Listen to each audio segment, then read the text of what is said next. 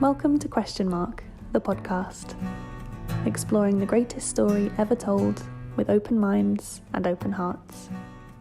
We light it up, we won't come down, and the sun can't stop us now. Watching it come true, it's taking over you. This is the greatest show, where it's covered in all the colored lights, and the runaways are on in the night. Impossible comes true, it's taking over you. This is the greatest show. Hello and welcome again to Question Mark, a fortnightly podcast about Mark's Gospel, the greatest story ever told. My name is Stephen Smart and I'm filling in today for our usual host, David Payne. This is the penultimate episode. It's just one more and then we're done. And we're just so pleased that you're able to be with us today and hope that it will be worthwhile from your point of view. I'm delighted today to welcome Tracy Radozovic, who is one of my heroes, actually, because I've seen her online performing Mark's Gospel, which, as many of you listeners and viewers will know, is one of my passions. And to see Tracy in action is really a delight. Tracy, it's wonderful to meet you first face to face for the first time. Can I ask you to tell us all a little bit about yourself, what you're up to, what you're doing now, your background, etc.? Sure, and I might need to add hero in my introduction. I mean, thank you. I've never been called anybody's hero that I'm aware of before. So thank you.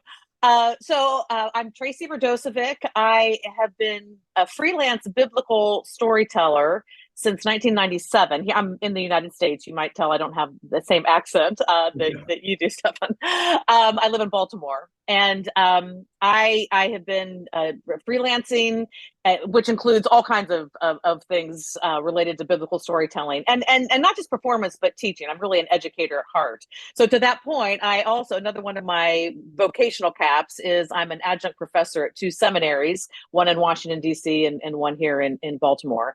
And I got started with all of this when I was introduced to the Network of Biblical Storytellers International back in 1990, when I was serving as a director of Christian education in the local United Methodist Church in North Carolina. And it just changed my life. But I didn't realize quite how much it was going to change it. I just figured, I've got a new tool for my Christian ed work. And pretty quickly started getting asked to go elsewhere and to either teach others how to do it or to perform for them. And that just, exploded in a way that I never could have imagined. And so eventually the Network of Biblical Storytellers started an Academy for Biblical Storytelling, which is a one-year certification program. That was back in 2006 that they formed that, and they asked me to be the dean of that. So the freelance stuff, the adjunct teaching, and the dean of the Academy for Biblical Storytelling is probably tells you most of what you need to know about me. You seem to be very, very busy. Is that the case? Yeah, it is. It is. It's kind of a crazy way to cobble together a living, but no 2 days are alike, and I never get bored. and Mark's Gospel is very dear to your heart. Is that true? I get that impression.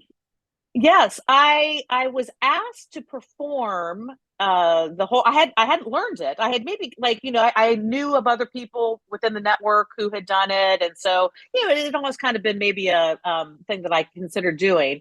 And then somebody just said, "Hey, we'll hire you to come and do it for us." And so that was the impetus. And so, gosh, it was at the late, whenever the I got to think 3 years ago for the lectionary cycle, but I don't know, in 2008 or 2009 when Mark was the lectionary text, I did that for Lent, and I used the learning of Mark as my Lenten discipline that year. So very intensely for the first month or so of Lent, I was daily, working on it, and I already knew big chunks of it. I had performed pieces of it, Right. for sure before then. So yeah. And then once I had that under my belt and had that first performance under my belt, I hung that shingle. That's brilliant. Have story, we'll travel and perform. So. Well, it's wonderful that you're now with us on this show, and actually I'm thrilled. We're going to be seeing a little bit of your performance of Mark later on, so that will be exciting for all of us. And if you're listening on a podcast, unfortunately you won't be seeing Tracy, but you will definitely hear her performance anyway. So Yes. thank you so much, Tracy. What we're going to look at today is chapter 16, verses 1 to 8. And to listen to this reading from Lucy Warner will be our first task. So over to you, Lucy. Mark chapter 16, verses 1 to 8, New International Version. Jesus has risen. When the Sabbath was over, Mary Magdalene, Mary the mother of James, and Salome bought spices so that they might go to anoint Jesus' body. Very early on the first day of the week, just after sunrise, they were on their way to the tomb, and they asked each other, "Who will roll the stone away from the entrance of the tomb?" But when they looked up, they saw that the stone, which was very large, had been rolled away. As they entered the tomb, they saw a young man dressed in a white robe sitting on the right side, and they were alarmed. "Don't be alarmed," he said. "You are looking for Jesus the Nazarene, who was crucified. He has risen. He is not here. See the place where they laid him. But go, tell his disciples and Peter, he is going ahead of you into Galilee. There you will see him, just as he told you." Trembling and bewildered, the women went out and fled from the tomb. They said nothing to anyone, because they were afraid. So, Tracy, it is wonderful to be able to talk to you about this particular passage, because it's one of those passages which arouses a whole degree of controversy.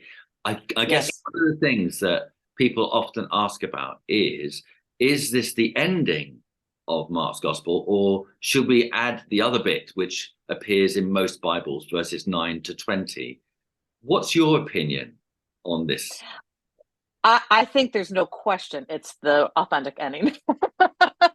and I understand why early audiences felt the need to add to it, because it can be very disconcerting. It can leave you feeling unsatisfied in some ways, or incomplete. And so I do understand why the need was there. In fact, if you ask most people what their favorite gospel is, very rarely, unless it's somebody like you or I who have performed it, you almost never hear Mark as the favorite, because it's got a weird beginning, even like, well, where's the birth? Where's the, it just, right? And then the ending, just they don't know what to do with it. But having spent as much time in having embodied and performed Mark, it just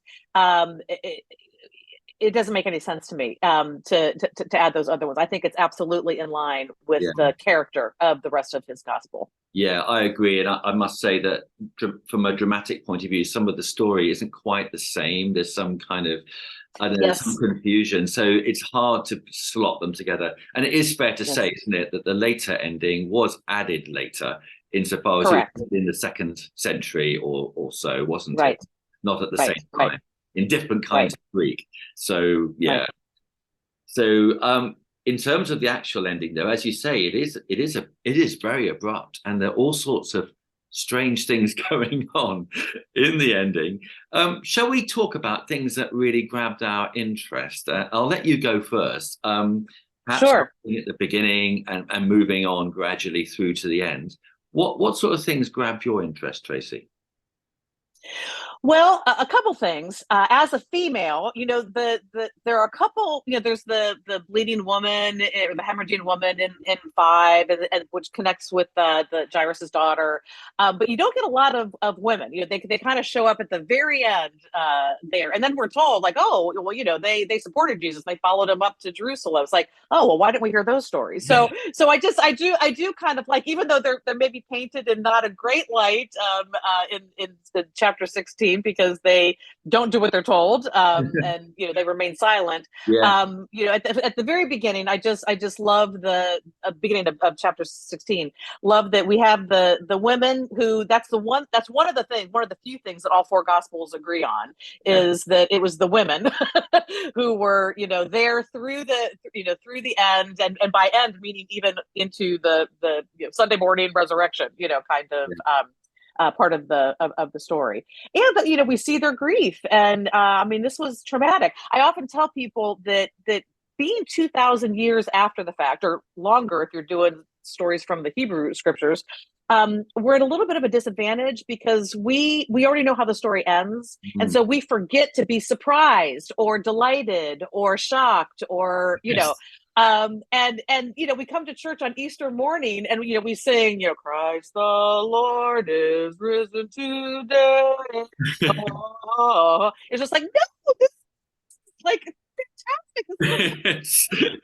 It's great news, And so, that's one of the things that the storyteller has an opportunity to do, in their embodiment and proclamation of it, to invite the audience to remember as if they're hearing this for the first time, and to be surprised and all that. So all that is to say is that, it's only 8 verses, but there's a lot jammed into that emotion wise. It's such a roller coaster of emotions, and and it's the women who get to share that with us.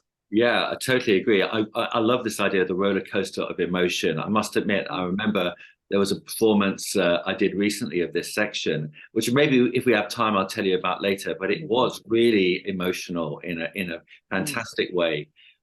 Yeah. I'm just thinking about the women again. I'm interested, you should pick them out. And you were saying you're not sure that they come across completely covered in glory because of what happened at the end. And I kind of agree. But on the other hand, they are the only ones who've stayed around, aren't they? They are. So you can't take that away from them. Yeah. But here's the thing, if so the way that it ends, we're told that they say nothing to anyone. Yeah. But somebody must have told this story, right? So somebody must have been talking at some point, right? Yeah. And so in my mind, that kind of redeems them, yes. A little bit. We just don't get that in writing. Yeah, I love that, and it is kind of, I feel it's almost like a joke on Mark's part that we're all listening to this story. Exactly. Apparently, the women never told anyone about it. So right. But yeah, I think the women are mentioned in the previous chapter, aren't they? Where they're talked about having followed Jesus. And they stay with him at his crucifixion, albeit from a distance. And they're also noted as serving him. And I think those kind of very positive descriptions are quite worth dwelling on. Because as I say, the men they're nowhere to be found at this point. They've run away completely. Well, and we have to note too that there are plenty of examples in the very end, just the last couple of chapters of Mark leading up to this story, where it's all the men who are falling down on the job, as far as making the wrong choices. So it just sort of culminates in the women, being part of that as well. But we have plenty of examples of the men, absolutely, not being in the greatest of light. And I'm just remembered by you mentioning that the men are told off by Jesus, aren't they, for not serving and being so big-headed and full of themselves and wanting to be one up on each other. And Jesus says, right. No, it's not the way to do it. You need to serve each other if you want to be great. And the fact that the women in this story are described as serving Jesus. The only other servant, and providing for him, probably financially as well. That's and here's the thing. Regardless of what book of the Bible, so Mark is just one example, but like women's stories kind of get short shrift if you look at the percentages, of stories in the whole Bible, and often the women are not named.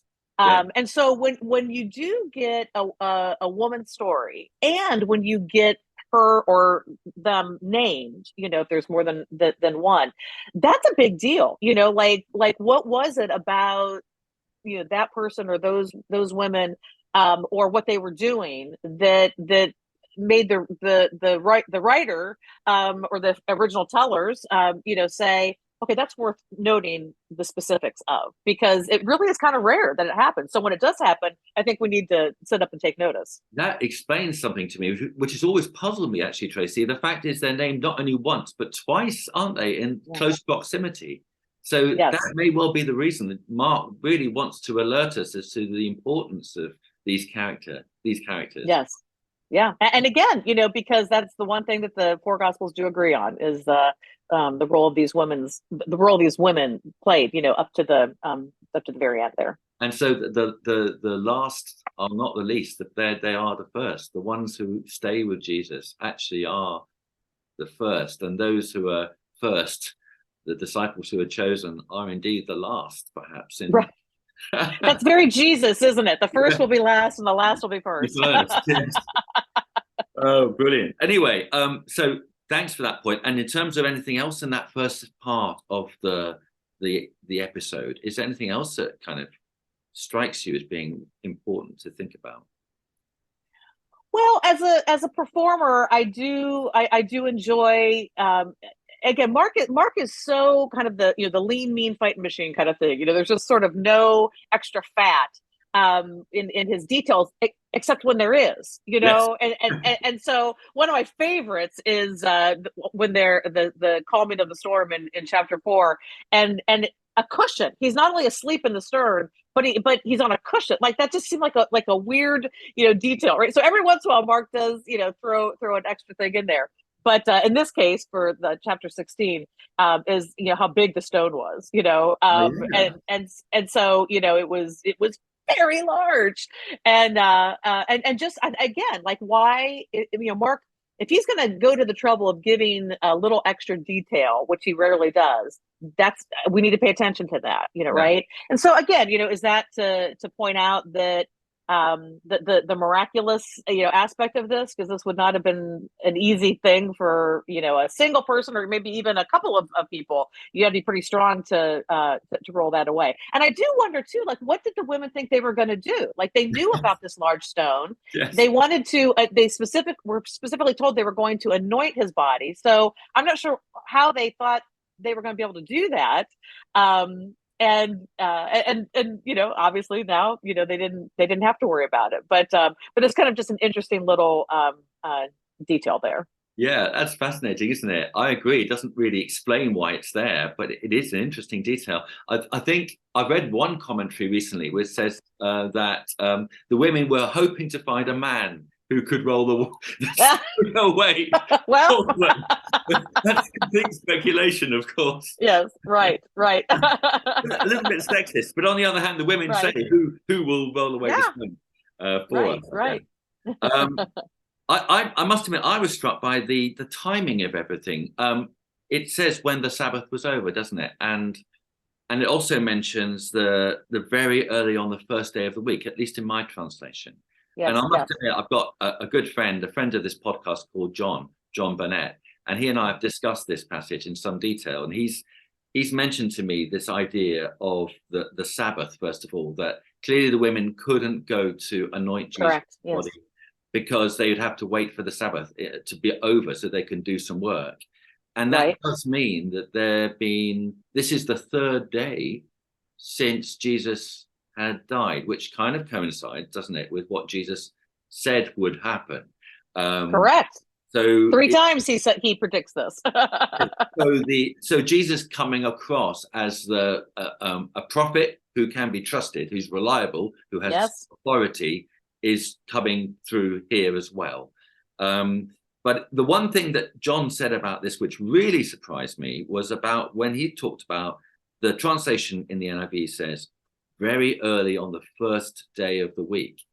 And when I read that to him, he threw up his hands in horror. He said, how can they translate it that way? Because apparently the Greek doesn't say the first day. There's no first about it. It just says day one. Day one. And from his point of view, that is actually very important, because the only other time that expression is used in the whole Bible is Genesis chapter 1, verse 5, when God creates the light and the darkness. And at the end of that, it says in the NIV again, and that was the first day. But what it really should say is that is day one. Day one. Yeah, nice. And in the Greek Old Testament. So his view go ahead. I'm sorry. Is that there's a creation going on in Genesis, and what's going on here then? It's the new creation. Jesus is the beginning of the new creation of God. I think that's quite an ingenious view. I like that a lot. Maybe you've heard the phrase the 8th day of creation, which is sort of the same thing, right? So we have the traditional days of creation, and then once everything's created, then what does that mean for people of faith now, right? So sort of like we begin a new life, a new view on the world, a new relationship with God, new relationship with other people, maybe even with ourselves, in that quote unquote eighth Wow. day, which would be another way of saying, day one, right? Day We're one, starting over new again. day. Yeah. Yeah. Right. And actually, that reminds me, because I think John mentioned this to me, that apparently baptismal fonts have 8 sides to them, and that some chalices have 8 sides. So that goes with what you're saying, I think, about the 8th day of creation. There's a beautiful church in the Galilee where that commemorates the Sermon on the Mount, and so of course there are 8 beatitudes, but it's an octagonal church, and I never thought about it as far as sort of in terms of creation, but I can see that working as well. I'll have to look closer the next time I'm there. Anyway, it's really interesting in this first part, isn't it? But anyway, the women ask who will roll away the stone, and they get to the tomb and they find that the stone which is really large, has been rolled away. And then they come to this very strange bit in the story, don't they, about the young man. Yes. He's apparently, the NIV says, he's a young man dressed in a white robe, sitting on the right side. What are your thoughts about this individual? Yeah, I don't know that I've ever given it a lot of thought. I always just sort of assumed it was an angel. It is interesting that he's not literally described that way. So that does leave it open to, other possibilities, I suppose. But, the fact that he's dressed in white, that he has knowledge that, I'm not sure how he would have. At the very least, there's like a close relationship with Jesus. Yes, true. Right. So otherwise, how would he have this knowledge, or God as Jesus, as the incarnated God? And maybe is he the one that rolled the stone away? Which again, if it was really large, we're not told how big and burly and strong he was, but he might have even needed help as a human to by himself to move that stone. So I just always figured it was some sort of divine being. Yeah, I've always felt that too. I mean, again, there's a whole industry, though, I have to tell you, Tracy, written about this individual. And a lot of people seem to me, as I've read the various commentaries, to agree with you about the idea that he might be an angel. And I think 1 or 2 of them say something about how young men are described as, angels are described as young men in various parts of the Apocrypha, in Tobit and Maccabees. So that goes with that. And then the white robe. Well, in Revelation, apparently, angels are said to wear a white robe. So, that idea about the angel does seem to work. But other people who've been on this podcast have said to me over the couple of years, because we've done this podcast over a couple of years, but this passage keeps coming up in conversation. They've said to me, they say, but the young man. And then they say to me, where have you heard about the young man before in Mark's gospel? And I think, oh, yeah, there is a young man, isn't there? Towards the end of chapter 14, there's a young man who follows Jesus after he's arrested. And the guards or the people try to seize him, and he escapes and he flees away naked. And he leaves the cloth, which he was wearing, on the ground there. And the young man is the same words are used of this individual. And I know one of the guests on this show, Ted Trost, I hope I'm not misquoting him here, but I think he then indicated to me he thought that the young man back in chapter 14 was also an angel. I'm not so sure. I'm not so sure. Interesting. But again, as I say, there's an industry about this because then I think some scholars go into some detail about the cloth, and it seems to me, or it seems to them, and I must admit, I think there's some point in this, that there are all sorts of echoes between various parts of the last section of this story.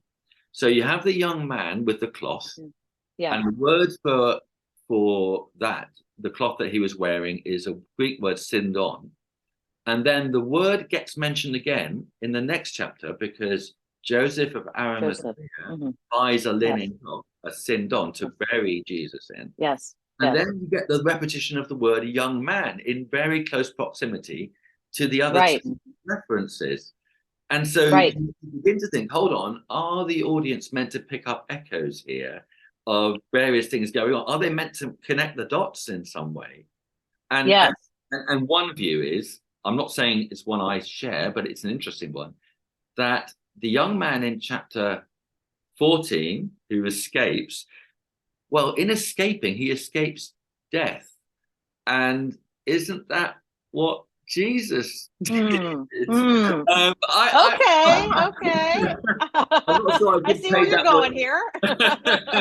So there's all sorts of, kind of interactions going on, perhaps, in people's minds, at the very least, even if Mark didn't intend it, which might. Right. Well, I've always made a connection between the cloth that he leaves behind as he runs away naked and the cloth that Joseph purchases. I'm not saying it was the same cloth, but I think that it's a biblical, and not just biblical, but a biblical tradition, literarily, not literally, but literarily, to do like sandwiches. So for instance, the best example is the one I mentioned earlier with Jairus, and then we're interrupted by the hemorrhaging woman, and then we go back to Jairus's story, right? And so when you have that any kind of like repetitions, then it's maybe important to look what comes between, like what's the sandwich, what's the meat of that sandwich in the middle, and to pay attention to that because it's probably important. And so I've almost just kind of looked at what happens between the leaving of the cloth and then the purchasing of the cloth in the end of Mark's gospel. But I never did make the connection between the young man and the young man. I'll have to give some thought to that. Yeah, it is quite cool. Unfortunately, the word used for robe here isn't the same word as the word used for cloth. Yes, so right. You could say it's a bit tenuous. On the other hand, how much of an echo do you really need to make a connection? I don't know. Right. It's fascinating, isn't it? In terms of what else goes on in this passage, I know that we need to talk about the very end, don't we? Yes, we do. It's not only the fact that it's so abrupt, it's also what actually happens at the end that kind of is really, it's quite shocking, isn't it? And disturbing in a way. It is. Before we get there, is there anything else that we need to mention? Obviously, if we leave out the fact that the young man actually announces the resurrection, I think we'd be missing something quite important. Well, and let me just say, to go back to your point you made earlier about Jesus being a trustworthy prophet, he is, predicted the third day, 3 different times. And we also get that reaffirmed with the young man saying, he's going to meet you in Galilee, just like he told you, right? And so again, it was like, we're not just pulling this from thin air, right? I mean, you all were really prepared, multiple times in the years that you spent with Jesus, and you clearly have maybe forgotten some of these things. So let me again remind you, kind of thing. And just as he told you, does appear again, doesn't it, earlier on? And it's when Jesus, when Mark tells us that the disciples go into the town and they find the room where they're about to have the Last Supper, just as Jesus told them, very strangely. So it's almost like we're getting an indication, certainly in that part, that this is nothing is accidental. That it's all been kind of planned, and this section too, isn't it? It's not accidental. It's all part of God's plan. But I like your idea too of and we can trust this. I mean, so these are kind of like proofs, it's almost like Thomas, requiring proof. Of course, that's a different gospel, but just this, as humans, sometimes it's hard to go on faith or believe, and so perhaps that's part of what Mark is trying to do is laying this out and then proving along the way that this is just like we said it was going to be, or he said it was going to be. Absolutely true. That's right. I'm glad you mentioned that bit, because I just remembered that. I think it's quite fascinating. I wonder what your thoughts are, that the young man says to the women, go to his disciples, and then for some reason singles out Peter. It's Yes. why he's had enough trouble already, hasn't he? And he's been singled out for particular notice here. What's going on there, do you think, Tracy? Right. Well, and as the viewers and listeners will see shortly, when I tell the whole gospel, I call Peter Rocky and sometimes Rock, but the name Peter, Petra, rock, right? You're the rock that I'm going to build the church on. And so I do love, because sometimes he is as solid as a rock, but more often than not, he's more rocky. And even just with the echoes of Sylvester Stallone and all of his Rocky movies, I that's not far from how Peter might have been. This big, strong, good. His heart means well, but he isn't always quite. Doesn't quite always make the right decisions, or he's more impulsive, or So I actually kind of like those sort of modern day echoes or connections.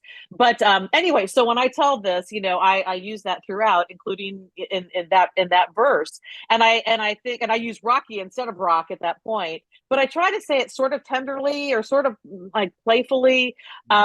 Because yes, poor old Peter, Rocky, he says to Jesus after the Last Supper, when Jesus says, "Yeah, you're all going to fall away, you're all going to desert me," and he's vows up and down, that he swears that these guys might do that, but I'm not going to do that. And when I perform that, I it's hard for me not to get a tear in my eye, as Jesus, saying, "Oh, Rock, this very night before the rooster crows twice, you're going to deny that you even know who I am, and not just one time or twice, but 3 times." And of course, that's what he does. And when Peter realizes, that's another time that Jesus predicts something that comes true, right? Yeah. And he breaks down and weeps, right? Because again, he means well, but he's human, right? So I feel like that because he was the one, other than Judas, I guess, who kind of messed up the most. And again, I would say even in some ways you could say more than Judas, in that he claims that he's not going to do that. Yes. He strongly vows that he won't do that. And within hours, so in some ways that perhaps could be seen as even worse. So I just feel like that is, God through Jesus, through the young man's way of acknowledging, he maybe needs this the most. Because he might be as much as, and if everybody else is grieving and afraid and whatnot, he's got a whole added layer, I think, of emotions, and they're probably none of them good. So I think that the singling out is, there's going to be an extra special olive branch, perhaps, or forgiveness or whatever, offered to Peter as a result. I think I couldn't agree with you more. I think that's almost certainly what's going on, that Peter's included, isn't he? Deliberately, even though he's messed up the worst, as you say. The idea is he's still part of things, and the young man is saying, go into Galilee, because I suppose Galilee is where they need to start the process of their appointment as apostles. This is the beginning of the good news, which I know you'll illustrate again in a moment as we hear some of your performance. That they are now Jesus's representatives to spread this gospel message, and Peter's included in that, in the angel's message. So despite anything he's done, he's messed up in a really, really bad way, he's still included. So grace is still offered and extended. Absolutely. Forgiveness and grace, are still extended to him. Too, because we can't see ourselves in these disciples, can we? Exactly. For years, I've said that in some ways, I of all the characters in the Bible, I resonate with Peter the most for these very kinds of, my heart, I mean well, I have good intentions, but right. But I love your, the idea of going back to Galilee to start. I think that there's an echo there with what we said earlier with day one or the 8th day of creation kind of thing. It's a circling back to where they began, right? They were all from Galilee. That's where their relationship with Jesus started. That's where his ministry started, and they were with him there at the beginning. And so kind of circling back to Galilee in some ways makes a lot of sense. And I think another reason why circling back to Galilee makes sense, perhaps, is Galilee was that part of the world, wasn't it, where you were more in touch with the Gentiles than you would have been in Jerusalem. So you got Gentile territory quite close around you, and Jesus went into Gentile territory deliberately, it seems. Yes. The point that this kingdom, which he's talking about, is open to all. It's not just for Jews. And so the new dispensation of God's plan for humanity starts in Galilee for a good reason. Right. Yeah. And if you've ever been there, it's just, that's the breadbasket, so it's fertile, it's green, of the country of Israel. And so, it kind of makes sense, and just metaphorically, as well. Yeah, absolutely. And bread being such an important symbol in the whole of Mark's gospel. Oh, yes. Yes. So, yeah. So should we talk about the ending? Yes. I'll read it out. And it says this in verse 8 in the NIV. Trembling and bewildered, the women went out and fled from the tomb. They said nothing to anyone because they were afraid. Yes. And that's the end. So, thoughts? Yes. So my thought is, and I am not a Greek scholar, but I've been told by good friends of mine who are, that the original, not only is it an enigmatic kind of odd ending in general, but it literally ends in the middle of a sentence. So we've cleaned that up in our English translations to make it a full and complete sentence. But the original is, they were afraid because, right, ... Right? So that's how I perform it. And I think, and again, this is one of the reasons why I think that this is the original ending, because there's just the implicit invitation for the audience then to ask themselves, like, how would I have responded to the good news of the resurrection? Would I have been silent? Would I have fled?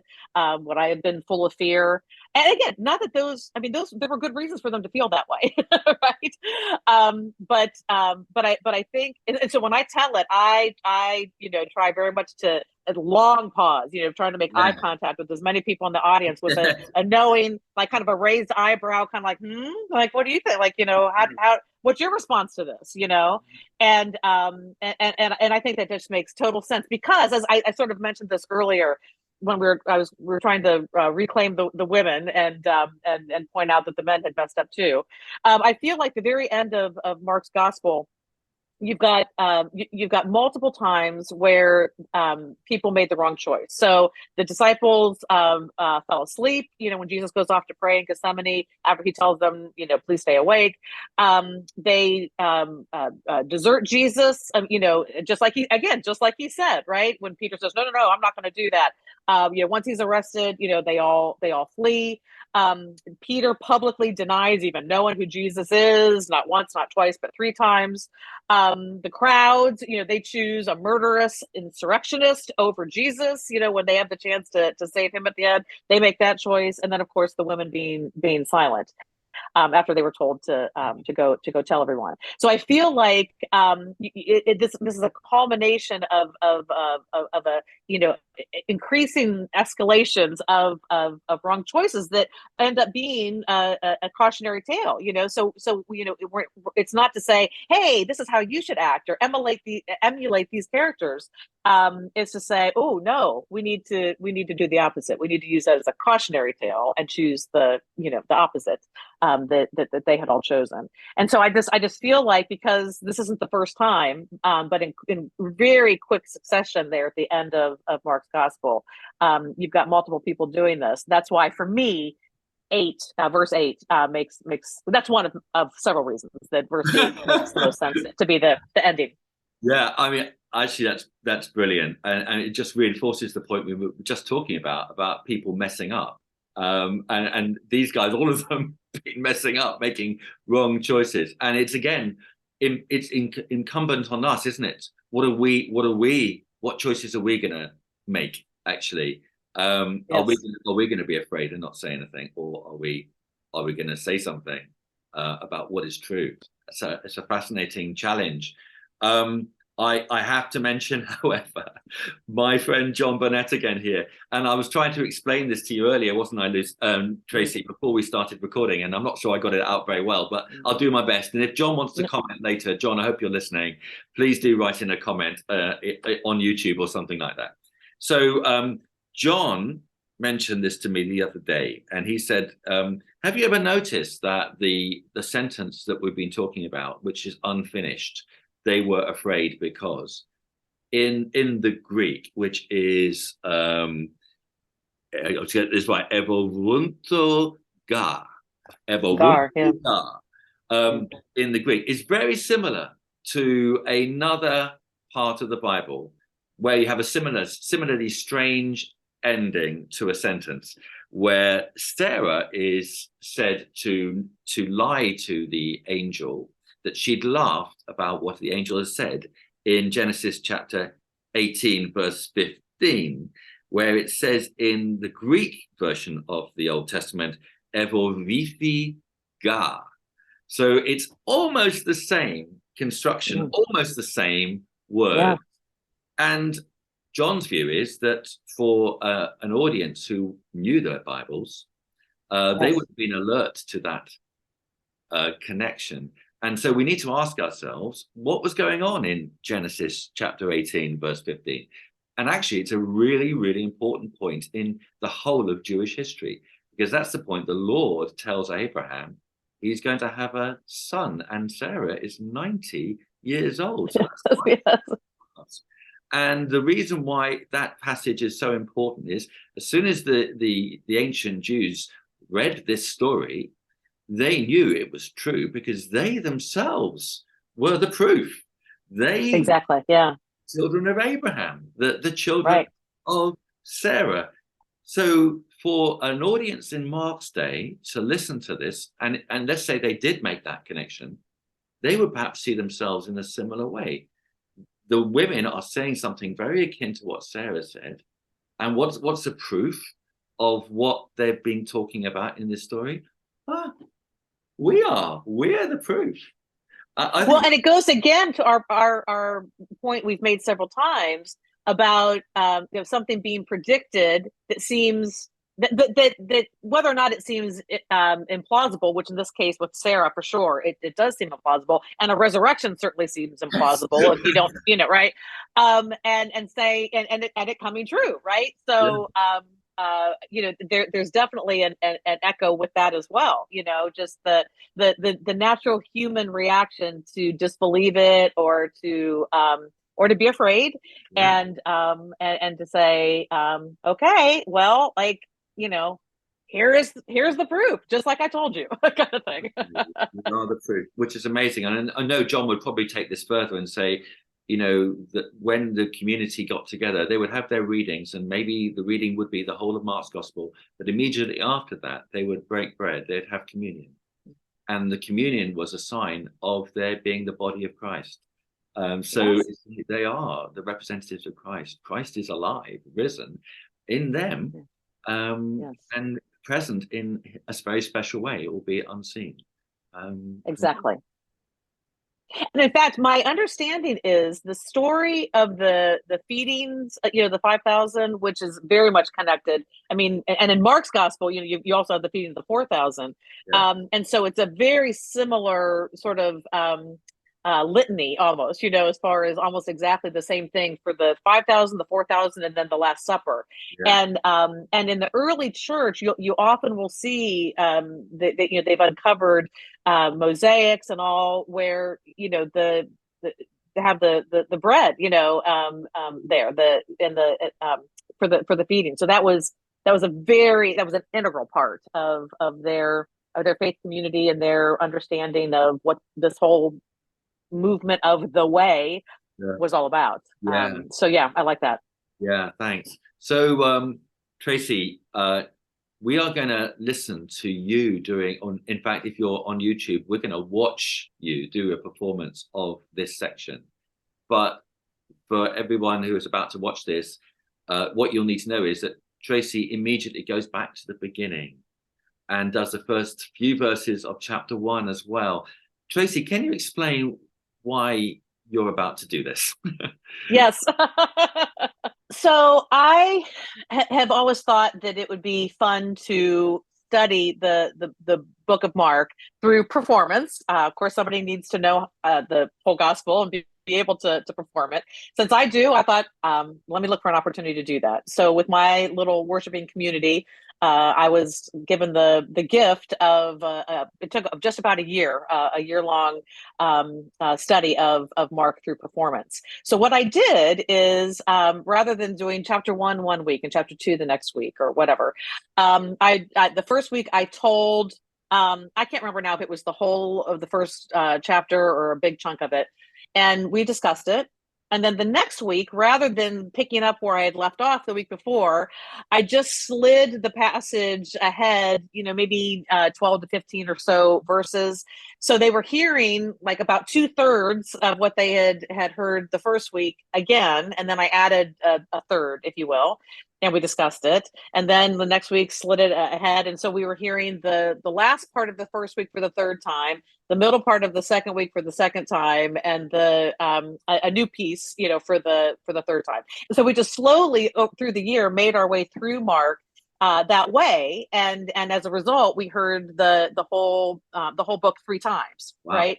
And it was just being an educator at heart. It was good to have that reinforcement, that reminder, because this is different from what you and I often do, where in one sitting we hear the whole gospel. There's a week in between, so it was really helpful for those reasons. And also, you hear the context around each new passage does color it a little bit. You hear different things, you pick up different things, with this being what comes before this, and this is where you end, as opposed to maybe 2 weeks later.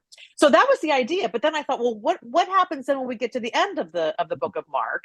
And I hadn't thought of this specifically as a reason to do this whole endeavor, but I thought, well, we're going to have to circle back around and hear the beginning of Mark again, if for no other reason, just to be equal opportunity presenters here, right? We hadn't heard the beginning repeated 3 times. So when I got to the crucifixion, resurrection, and then the very beginning of Mark, and then our last week was what we're hearing here, this, in this episode of the podcast, just chapter 16, and then the first 28 verses of the first chapter of Mark. And my community, we are not biblical scholars. We're just, and it was, I had no idea what to expect, but it was the thing I started to look forward to the most once I realized that's how, that's how it's going to play out. Yeah. And it just, for a lot of reasons. Number one is it kind of speaks to the weird ending of 16. They say nothing to anyone. And then, they were afraid. Now, why were they afraid? Right. But then you circle back around and you're reminded, remember, guys, this is good news, right? Yeah. And in the beginning of Mark, it's talking a lot about, proclaiming the message or preaching the message, right? And so kind of like, it's like, oh, right. Like, it might've been okay. And even definitely very human, but forgivable for us to be afraid and silent, initially. And by us, I mean, not just the women, but like those of us today, how do we respond, as I asked earlier? And so to kind of get that reassurance, that encouragement, to say, oh, right. This is the good news of God that needs to be proclaimed.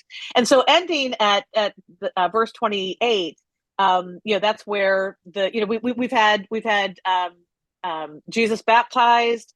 We had him proclaimed by John the Baptist. He's been baptized.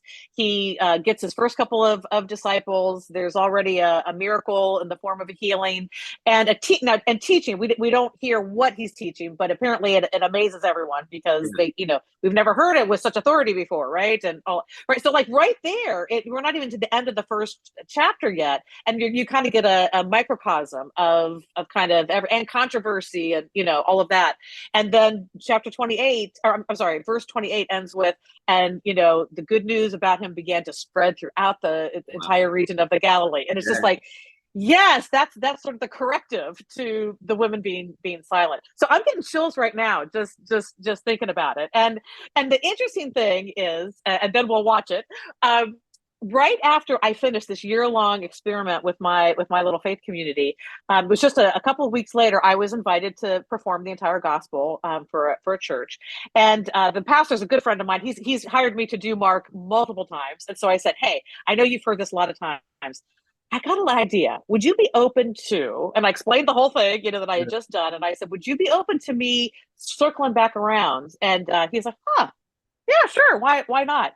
And I'm going to tell you, in one sitting, so not over a whole year with weeks in between, or a week in between each, but there in one sitting and then circling back around, I almost couldn't get to the end. I was so choked up, because I'm pointing to the spot where John had been so horrendously, beheaded for such stupid reasons. But then we come back around to the beginning, and here's John proclaiming, and like we had just heard the whole story and the crucifixion and the resurrection, and this is good news. Remember, right? This is good news.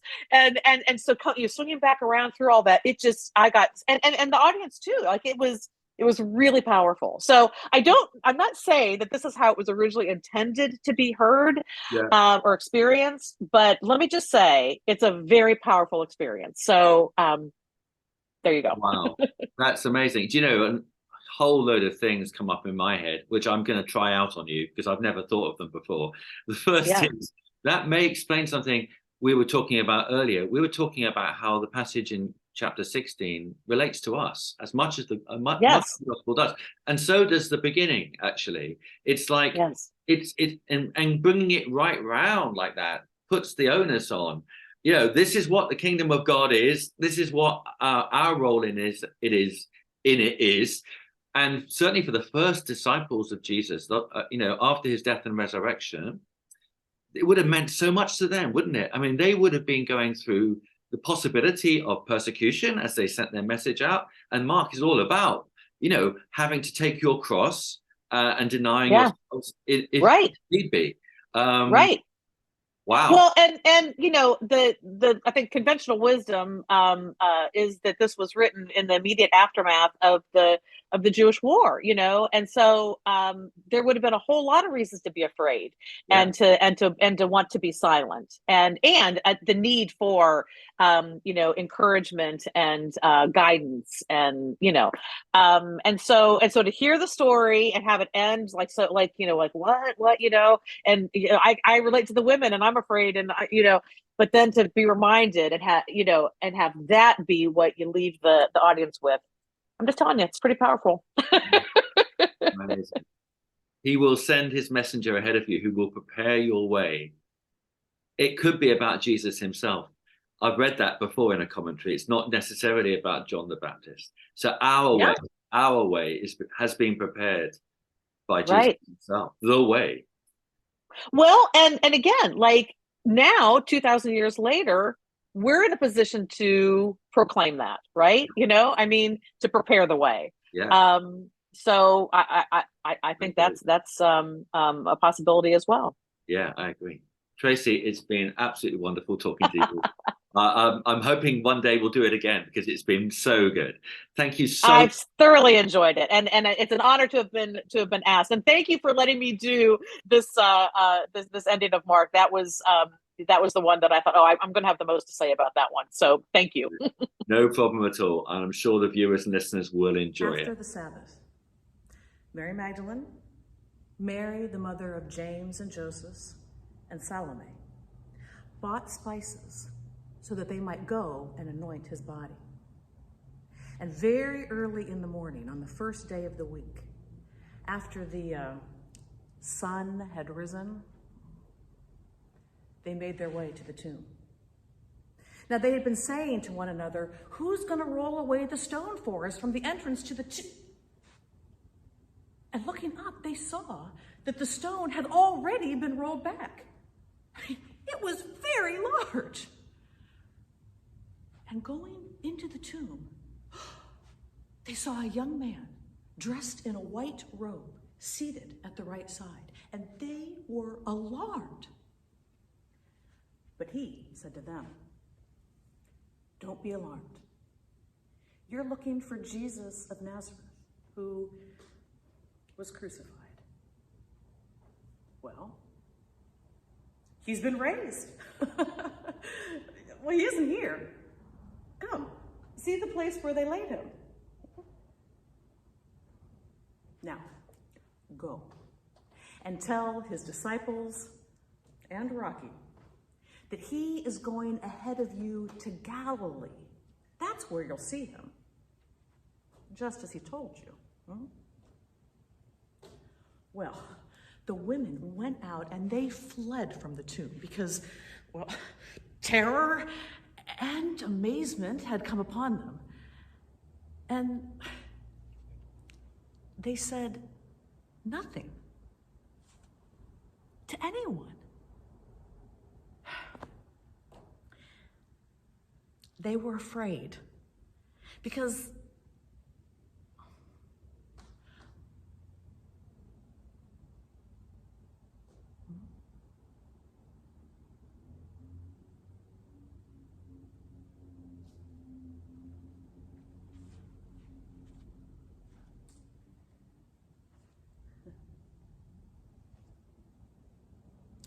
the beginning of the good news of Jesus Christ, the Son of God.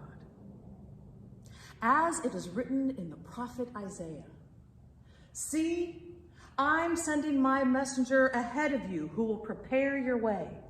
The voice of one crying out in the wilderness, prepare the way of the Lord, make his paths straight." And John the Baptist appeared in the wilderness of Judea, preaching a baptism of repentance for the forgiveness of sins.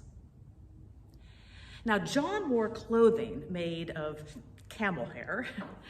He had a leather belt around his waist, and for food, he ate locusts and wild honey. Oh, and he preached, saying, "The one who comes after me is much more powerful than I.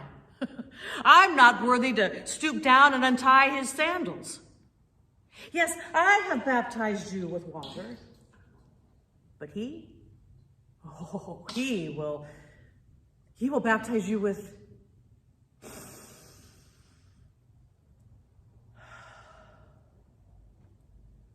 the Holy Spirit." Well, in those days, Jesus himself came from Nazareth in Galilee and was baptized by John in the Jordan. And just as he was coming up out of the water, he saw the heavens torn apart and the Spirit of God descending like a dove and resting upon him. And a voice came from heaven saying, "You are my Son, whom I love. Oh, I am so pleased with you." And immediately the Spirit drove him out into the wilderness. And he remained in the wilderness 40 days, tempted by Satan. And he was with wild beasts. And the angels ministered to him. Now, after John was arrested, Jesus came to Galilee, preaching the good news of God and saying, "The time is fulfilled. The kingdom of God has come near. Repent and believe in this good news." And passing along by the Sea of Galilee, he saw Simon and his brother Andrew casting a net into the sea because they were fishermen. And Jesus said to them, "Hey, follow me, and I'll teach you how to fish for people." And immediately they left their nets and they followed him. Well, going a little farther, Jesus saw James, the son of Zebedee, and John, the brother of James. Now, they were out in their boat mending their nets. And Jesus called to them. And immediately, they left their father Zebedee in the boat with the hired hands, and they followed him. Now, they went to Capernaum. And on the Sabbath, Jesus entered the synagogue, and he began to teach. Well, everyone was amazed at his teachings, because he taught them as one who had authority, and yet not like one of the scribes. Well, just then, in their synagogue, there was a man with an unclean spirit who cried out, saying, "What have you to do with us, Jesus of Nazareth? Have you come to destroy us? I know who you are, the Holy One of God, the Holy One of God." But Jesus rebuked him, saying, "Be silent and come out of him." And the unclean spirit, convulsing the man and crying in a loud voice, came out, leaving everyone utterly amazed. They said, What is this? A new teaching with authority. He commands even the unclean spirits, and they obey him.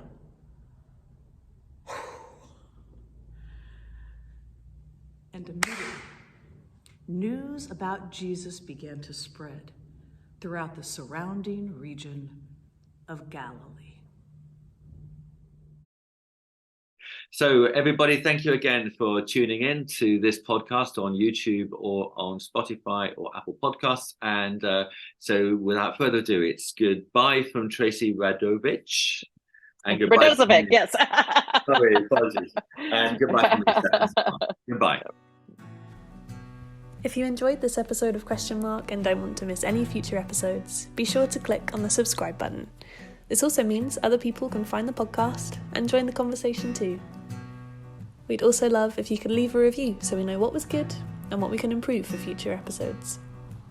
If you want to find out more about I Am Mark, Stephen Smart's solo word-for-word dramatisation of Mark's Gospel, go to www.sleek.bio/IamMark, where you can sign up for free for his newsletter and a whole host of other goodies. Join us and our special guests next time, where we'll continue to explore the greatest story ever told together.